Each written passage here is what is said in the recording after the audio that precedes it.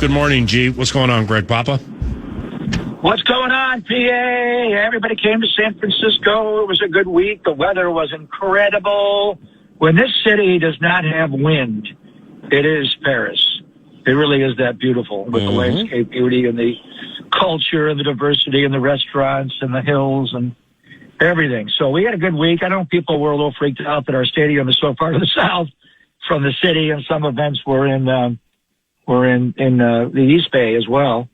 But it was a good week. Obviously, it was a coronation of the best team in football. I think the Rams and Seahawks were very tight, being 1 and 2, 1A, 1B, and I went back and forth. About middle of the year, I thought Seattle was the best team.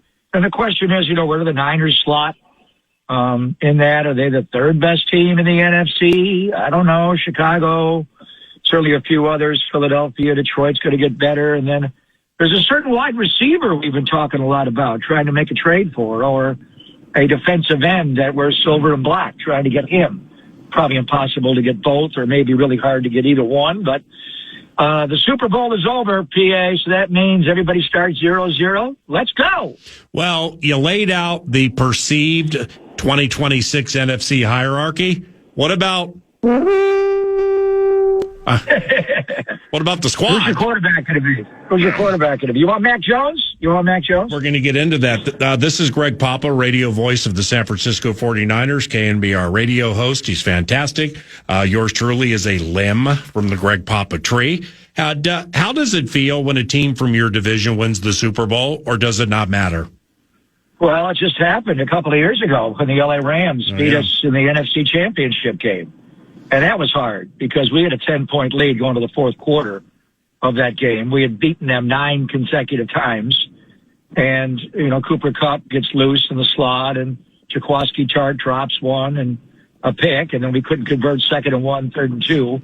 That was really hard because I think we felt like, I did, that we were every bit as good as the Rams and would have beaten Cincinnati in that Super Bowl at SoFi, but we didn't get the opportunity. This is different. I came back, and I called one game all year. And I came back for the Week 18 game, the January 3 game against Seattle.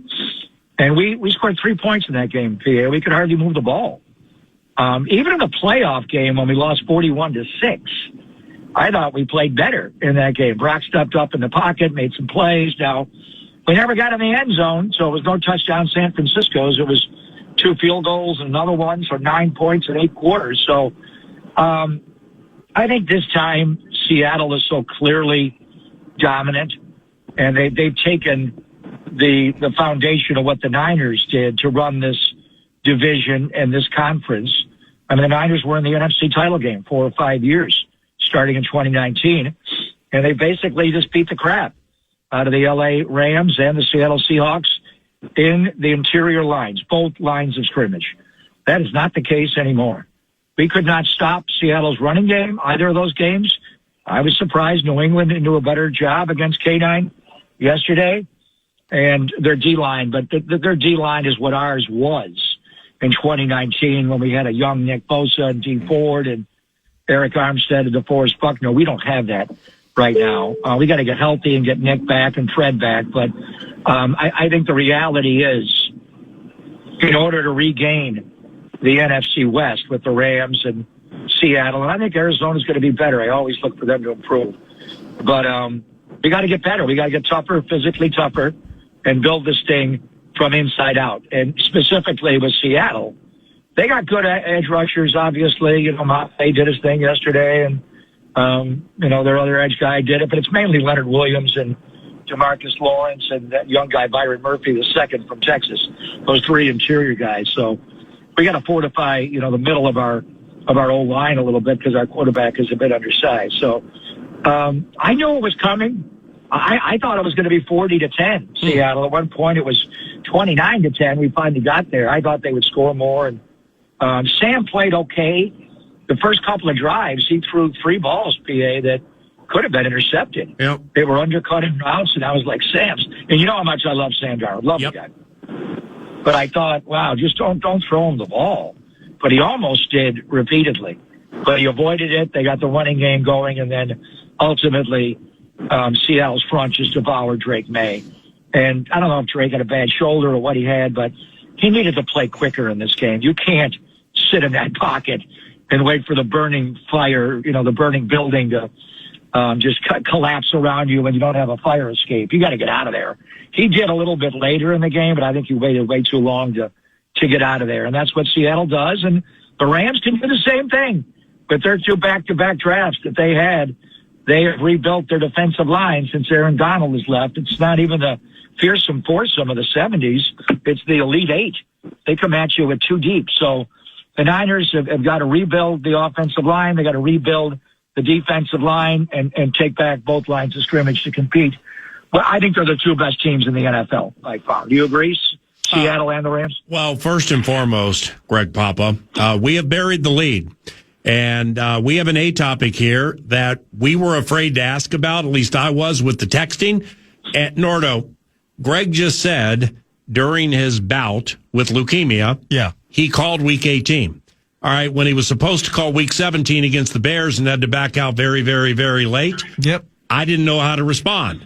So therefore, outside of hope things are well, love you, I didn't ask him about Week 18. He called Covenant Claps. We didn't know this. Yes, indeed. And you got back on the microphone and called a football game. I'm so proud of you. And the game before, and there were so many great games in the NFL this year, and you guys were involved in a couple of them, but that Rams-Seattle game on Thursday night that went to overtime, and 38-7, the Bears-Packers games. But the game we had with the Bears, December the 28th, that I was looking to come back for, that would have killed me. You would have buried me right there in the Lon Simmons broadcast booth. I wouldn't have survived that game. What a way to go! I know. Maybe the second way to go. But I did come back the next week, and wow. There was too many touchdowns, San Francisco's in the 42. Yeah. So Kyle Shanahan threw me a solid. We scored no points on touchdowns. We had 1 field goal in that game, and that's how good Seattle is. You know what? My hematologist actually cleared me after we beat Philadelphia in that playoff game. I was cleared to travel and do the championship game and the Super Bowl. But Rashid Shaheed ran the opening kickoff back 95 yards for a touchdown, and that did not come close to happening. But I'm doing better. I'm actually going to get my bone marrow transplant. Mark it down. February 25th, I'm admitted to the hospital 2 weeks from Wednesday, and I'm going to have the transplant March the 4th. My donor is my younger sister. I'm going to cry like a baby. Thinking about it, she's the perfect 12 for 12 match.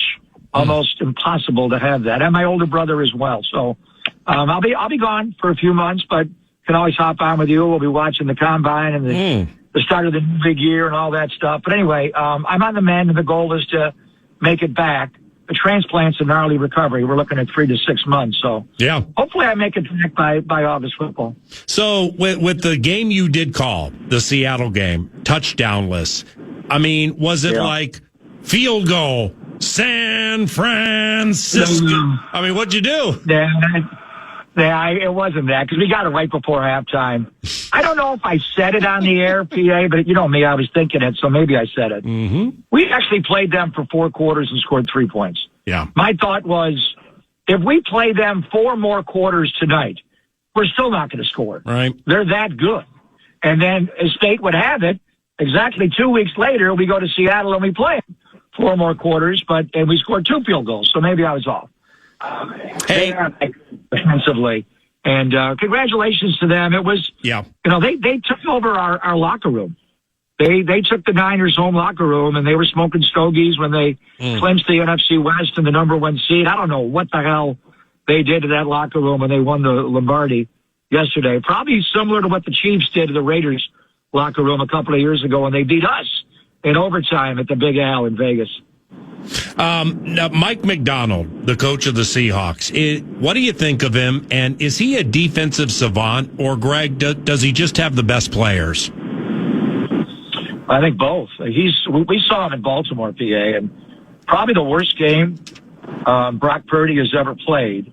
We played them Christmas night, 2023. It was the 49ers against the Baltimore Ravens on Monday Night Football. It was Brock against Lamar. Christian was also in the mix, but it was whoever plays better and gets the better record is probably going to be the NFL most valuable player. Brock threw 3 interceptions in the first half, threw a 4th in the first couple of minutes of the second half, got pulled. There was one play where McDonald blitzed both of his corners. I'd never seen that before. And how many times did they blitz Devin Witherspoon last night? Jeez. Unbelievable. Yeah, at least 10. Right. He was coming all the time, but McDonald's that good. So there's a basketball saying, is it the X's and O's or is it the Jimmies and the Joes? Mm-hmm. Which I don't like that, hackneyed old expression. But the bottom line is, the Jimmies and Joes are the players. The X's and O's are the scheme. Seattle's got both. They've got incredible scheme. They've got incredible players. Tell me where they're weak on defense. Right. Tariq Woolen, a little bit. And he's a free agent. I'll be anxious to see what he's going to do. Yep. But the Niners want to sign him as a free agent. Their front is overpowering. Their linebackers with Ernest Jones. I know you call him Ernest Jones the fourth, but I go with Jones IV since I have a pick line in my arm all the time. So I'm always getting an IV. Come on, man. Jones IV.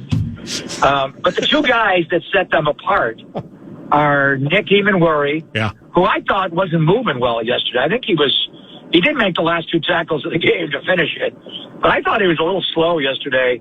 And then Devin Witherspoon. And they play those guys like linebackers. Devin Witherspoon's their nickelback. He lines up as a linebacker. And they play Emanwuri along with the other two safeties, Kobe Bryant and Julian Love, who had a pick yesterday. And he plays in the box. So, and I think specifically, they kind of put this defense together to deal with Christian McCaffrey and all the option routes that Christian loves to run out of the backfield, no matter which side he comes out of. You got to deal with Witherspoon on this side. You got to deal with Emanwuri on this side. And they're just so fast. They're long-armed. They're different athletes. Emanwuri's much taller, but they're both long. Witherspoon, they blitz a lot. He had 4 unblocked rushes yesterday. He obviously got the tip on the interception by Novoso, but I thought he was the MVP of the game, honestly. They had to give it to a guy that gets stats, but I think the biggest impact was Devin Witherspoon's blitzing, and I was shocked New England and Josh McDaniels couldn't figure out a way to block that. Even when they did, they allowed somebody else to be a free hitter. So they're good. They are really good. You've been watching ball forever. I mean, the 2000 Ravens, the 2002 Buccaneers. By the way, I was doing the Raiders then, and they beat us both. Baltimore in the championship game and Tampa Bay in the John Gruden Bowl, Super Bowl 37. Then you go right to the Legion of Boom and that group.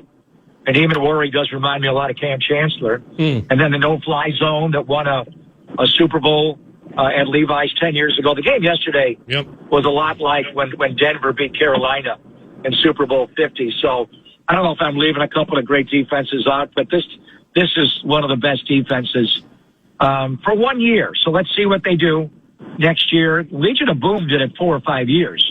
I know they won just the one Super Bowl, but they had a run as good as your Purple People Eaters, Bud Grant's teams in the 70s, where nobody scored more than 2 touchdowns on Minnesota's defense, and it was the same with Seattle. Now, obviously, Seattle got one. You guys had your hearts broken in a lot of Super Bowls, but I think that's the kind of defense we're looking at here with the Seahawks. Ain't no doubt. And Seattle's offensive coordinator, Clint Kubiak, well, he was the offensive coordinator here in 21. He was with your Niners in 2023. His brother Clay is the coordinator there now. And Clint is going to become head coach of the Las Vegas Raiders. All right. Did you ever see that one coming with Clint Kubiak? Yes and no. I got to be honest. First of all, they're both incredibly quiet guys. They're not like Mike McDaniel, who became the head coach of the Miami Dolphins, Miami Mike, or even Mike LaFleur, who's now the head coach of Arizona, who we had on our staff, and not Robert Saleh or D'Amico. These guys were really quiet, and they looked a lot alike. They're brothers. They're like 1 year apart. Whenever I saw them in the hallway, I couldn't tell Clint from Clay. So I gave him a Coobs, kind of like Norty, no, big guy, but Chief. I couldn't tell. But I was a little, not amazed, but somewhat impressed by how quiet they were. I like quiet people because I'm not. I'm the one that's doing all the talking, and I never learn. But quiet people do learn, and they. So I didn't know how to interpret his quiet. Both of them, really. Like, did Kyle not want them talking? And Clay did speak to the media this year, but he hadn't before. Chris Furster, our old line coach, was the guy who kind of, spoke to the media as the OC. So now, how's he going to be as a head coach? We've seen a lot of guys be terrific offensive coordinators. My friend Norv Turner was one of the best of all time. And what they did in Dallas with the triplets, and Norv had some good years, but Norv overall, I think, just didn't have the toughness to be a head coach. There have been other guys that just had a hard time pulling it off. Obviously Josh McDaniels.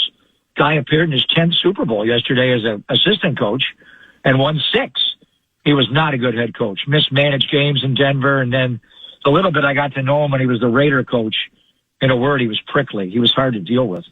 And you really got to, play up to these players and massage their egos a little bit. So I'm not shocked because if you're watching their offense and you're Tom Brady, it's like, who's this guy? Look at the way they line up Jackson Smith and Jigba in the backfield. Look at the way they got the running game going against the Rams. They ran the ball against the Rams. They ran the ball against us. Then they lost Charbonnet. Early in the year, they were turning it over too much, and they were not running it effectively. They solved both problems. He cleaned up Sam and the turnovers, and you know how much I love Sam, but Sam does scare me every now and then. He gets up on his toes, and he goes through his progressions like a madman. He's a little happy feetish like Peyton was. But I ultimately, it's going to be, how does he get these men to lead these men? Al Davis always had the line, can he stand in front of the room and talk to the whole team? And we know they can X and O's, and Al always wanted an offensive coordinator. I ran into John Gruden over the weekend in San Francisco, and John could do both. John could scheme it up as well as anybody in history, and also could stand in front of the room and make them all laugh and tear into them when he had to. That'll be, I know Clint can scheme it up. Can he lead men to do what they do, what they need to do? Because they got, you tell me, this is the worst roster in the NFL. Tennessee's not good. I was kind of surprised Saleh took that, but he likes the quarterback. If they like Mendoza, then, good luck. But it's not a great roster, so they've got to rebuild. Like we were talking about the Niners, the D-line, the O-line, in the trenches, the Raiders have a much more profound issue in their both of their lines of scrimmages. Greg Papa, play-by-play voice for the San Francisco 49ers, KNBR radio show host. Just a couple to close here. We mentioned 49ers backup Mac Jones, the backup to Brock Purdy. Do you think there's a market for the man whose actual first name is McCorkle Jones, Mac Jones? Has a year left. I call him. Yeah, his name's McCorkle. He has a year left on his deal. Is there a market for him? Huge market. Right. Malik Willis will get paid the most because he's a free agent. McCorkle, Mac Daddy, Mac the Knife Jones, Mac 10, is under contract for one more year. So the Niners are saying the right thing, which is we will not trade Mac Jones under any circumstance. And you guys know how important a backup quarterback is and how that can flip the fortunes of a year. When you look at, the 11 on offense, the 11 on defense, all the different sub packages, like 15 play on each side, how important is your backup quarterback to the other 30 positions, 29 players on the field? Right there. Right. Is it more important than your right guard?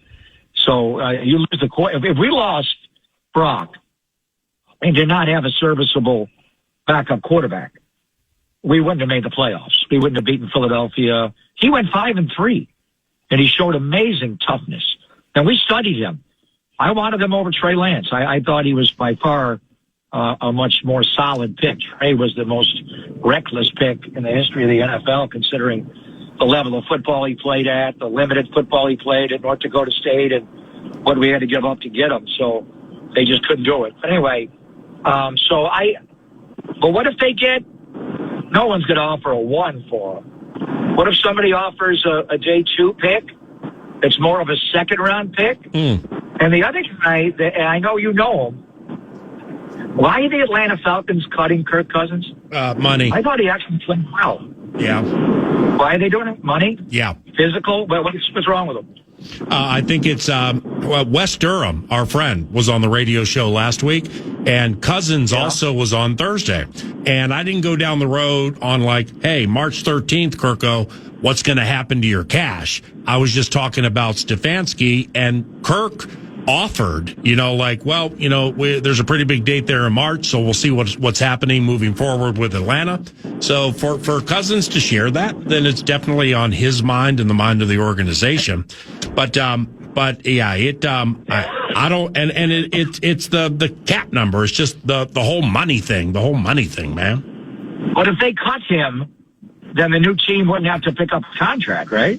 What do I look like? Elias Sports Bureau? What do I look like? Spotrac? I have no idea. Yeah, so the point I'm making is, that game that Kirk Cousins had against us on Monday Night Football, the week before he got hurt at Soldier Field, was that the best game he's ever played? He was on fire. We couldn't deal with him. Yeah, he was and tough. Then the next week he blows the Achilles, and I saw he wasn't stable in Atlanta, and they paid him a lot of money, but I thought, we played Atlanta this year on Sunday Night Football, and I'm not a Michael Penix Jr. fan. He is a scattershot.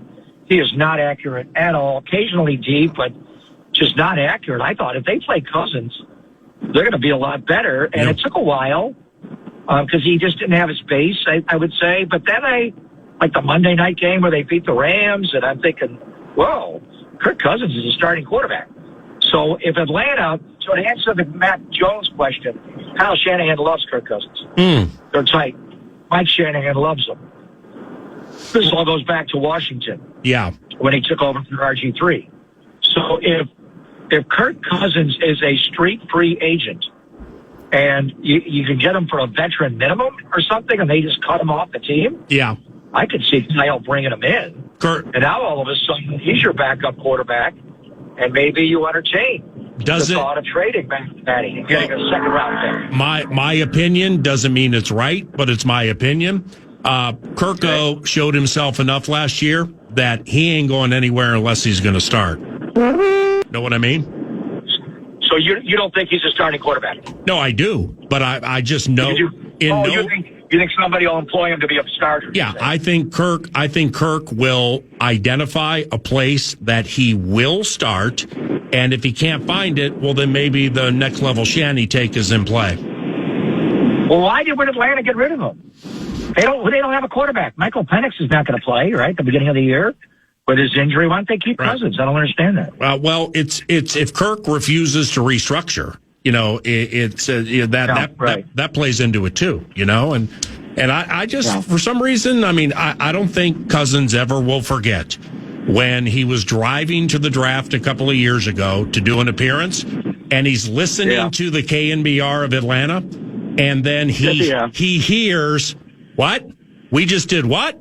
For who? Yeah. And nobody tipped him off on it, and then now all of a sudden that thing's on. I think that bugged him to a level that's a little higher than people think.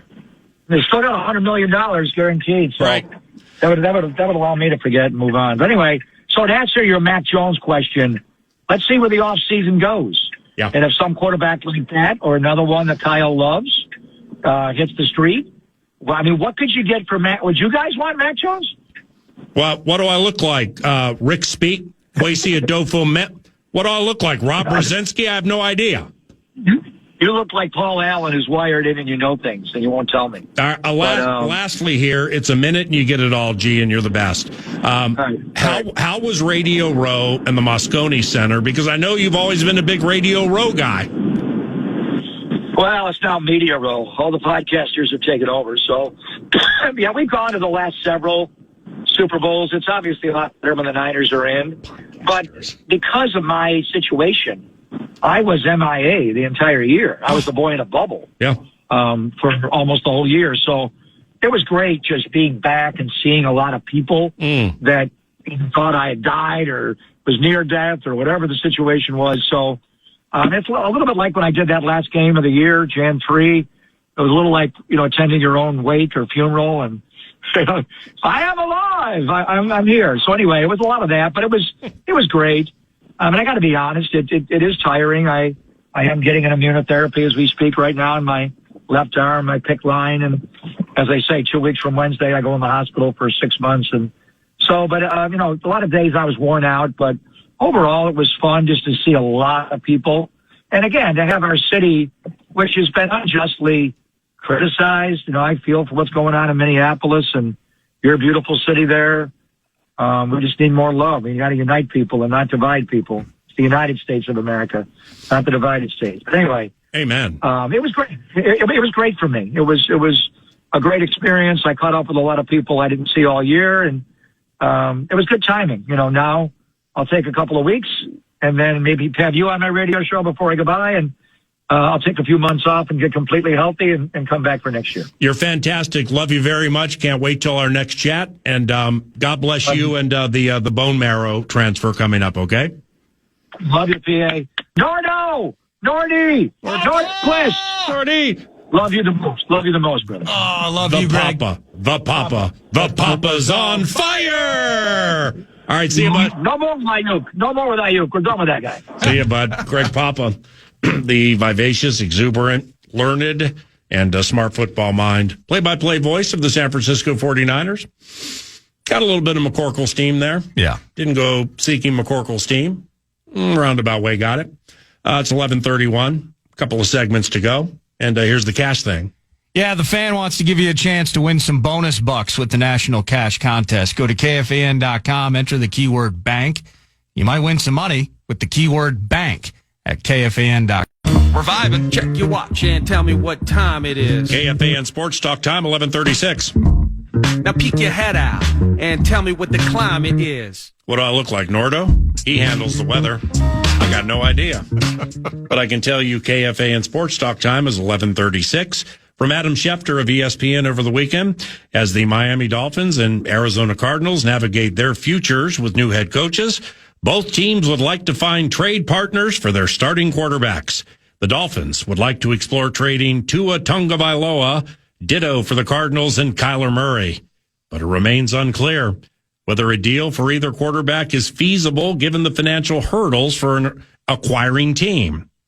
There certainly are expected to be a handful of teams in the quarterback acquiring market, writes Shefty. A list that could include the New York Jets, the Atlanta Falcons, the Cleveland Browns, the Pittsburgh Steelers, Miami Dolphins, Arizona Cardinals, and Minnesota Vikings. Oh, my God. Miami is expected to be willing to pay down a portion of Tagovailoa's contract to help facilitate a trade, sources told ESPN, though the money still makes it challenging. The Dolphins signed Tagovailoa to a 4-year, $212.1 million extension July of 2024. They already owe him $54 million guaranteed in 2026. And another $3 million of Tagovailoa's 2027 salary becomes guaranteed on the 5th day of the new league year, March 15th. Cutting Tagovailoa would leave a $99 million dead money salary cap charge, the largest in NFL history, while designating him as a post-June 1 cut would spread out the money over 2 years. Murray, Kyler Murray, already is guaranteed $36.8 million in 2026 on March 15th. Another $19.5 million of his 2027 base salary becomes guaranteed if Murray is still on Arizona's roster. KFAN Sports Talk Time, 11:38 to the NBA. Houston Rockets star Alperen Şengün expressed remorse for repeatedly calling a female referee a B word earlier this week, saying he apologized immediately after the game. The incident, which resulted in Şengün's ejection in Wednesday's loss to the Boston Celtics, went viral online in the following days, with enhanced audio making his insult to Jenna Raynaud clear. Quote, the Rocket Center, sometimes you can't control yourself, but I should have known better. But I fixed it. And then I went to the locker room and I apologized. I shook her hand and said that would never happen again. It just happened in the heat of the moment. Then she understood, and it was good on both ends. KFAN Sports Talk Time, 11:39. Back to football. Jeremy Fowler of ESPN wrote over the weekend, Aaron Rodgers has emerged from the 2025 season refreshed. One source with whom Jeremy spoke said Rodgers is in a much better place coming out of this year with the Steelers compared to his previous 2 years with the Jets. He greatly valued his experience in Pittsburgh, and teammates raved about him, both publicly and in exit meetings with the team. Ooh. The Steelers have been open to a Rodgers return since early in the season. And I don't sense that has changed, writes Jeremy Fowler.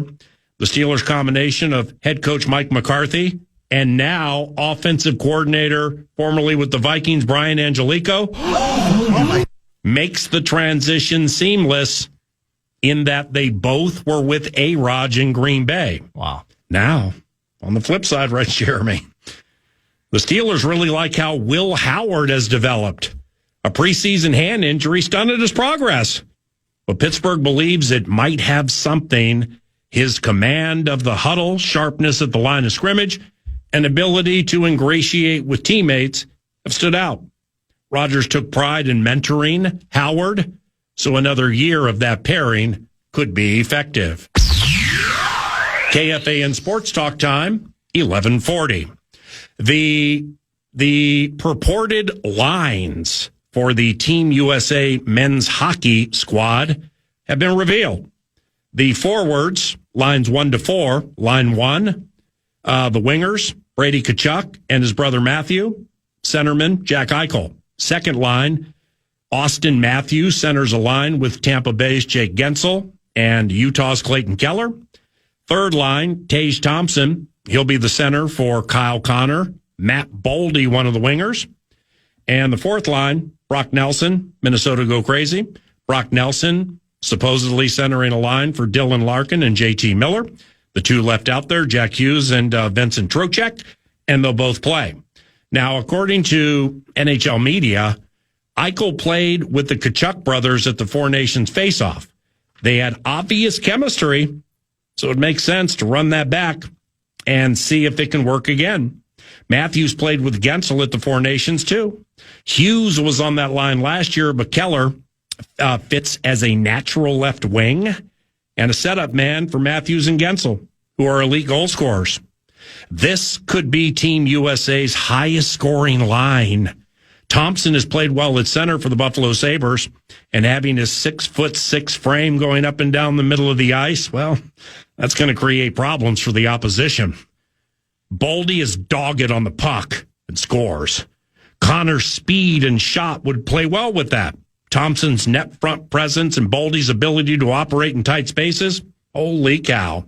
The fourth line has speed, a strong defensive conscience, and elite offensive ability. The U.S. will get quality shifts from that group every time they go up and down the boards. Hughes' injury situation with the New Jersey Devils makes him the 13th forward for now, but he can be a power play specialist. Trocheck is waiting in the wings, a touch every part of the game centerman who can play any role. Now to the Blue Liners. First pairing, according to NHL media, Quinn Hughes and Brock Faber. Second, Zach Werenski and Charlie McAvoy. Third, Jacob Slavin and Jake Sanderson. Then Noah Hannafin and Jackson Lacombe. Goalies. First, Connor Hellebuck. Secondly, Jake Ottinger. Thirdly, Jeremy Swayman. The U.S. debuts on Thursday. KFAN Sports Talk time is 11:43. Good morning. The USA women's team plays today at 1:40 against Switzerland and tomorrow against Canada, both preliminary games. Team USA women beat Czechia and Finland by a combined 10-1 in the first two prelims. Gopher Abby Murphy had a goal and an assist. Taylor Heisey, the same, which was her first Olympics goal. And 36-year-old Hillary Knight scored. Knight now has 14 goals in Olympic play, tying Natalie Darwitz and Katie King for the most in Olympic women's hockey history. And this Milan run to the gold is the fifth time Hillary Knight has been part of Team USA. She has 1 gold and 3 silvers. KFAN Sports Talk Time, 11:44. Back after Wolves. I can't wait until tomorrow. 'Cause tomorrow might very well be too late. I can't wait until tomorrow. 'Cause tomorrow. Mentioned it earlier in the show, but it's all about thanking teachers. We all had a teacher that believed in us years ago. And you can show your gratitude with Thank a Teacher, which is powered by Donors Choose. You nominate a public school teacher to win $5,000 for their classroom. And this week, once again, we want to give a shout out to Emily Larson. She teaches at Stillwater Area High School. You may nominate a teacher to thank today. Once again, go to iHeartRadio.com/teachers. Well, you weren't lying about the salary cap situation with Seattle. I mean, you said around $60 million under the cap, something like that. Yeah. So I found something into which we may dive tomorrow. Not just with the NFC West, but the off-season situation with good teams period, but good teams with loads of cash looking to re-up their own or find new stock. According to Over the Cap, the NFC West could be active spenders in free agency or make key re-signings. Now, first and foremost, the Tennessee Titans, they're not in that division. They're $104.7 million under the cap. And they play in Nashville. Yeah. Holy cow. Secondly, Seahawks, 73.3 under the cap. Rams, 48.2 under the cap. Eighth best of teams heading into the offseason. This is courtesy of the LA Times. The 49ers, 10th best under the cap. They're at 43 million under.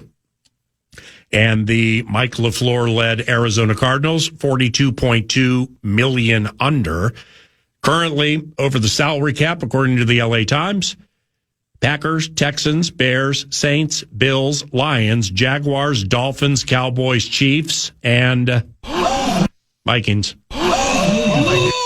So, and speaking of all this, in closing, it's we talked earlier about Mike McDonald has a D, E-I-E-I-O, and on his D, a bunch of dogs, E-I-E-I-O. So we brought that up, and it's like, is he a savant? I mean, are his schemes just super fresh and unique, or does he just have the best players? Yeah. It's obviously a combo of the two, depending on how you want to lay out the percentage.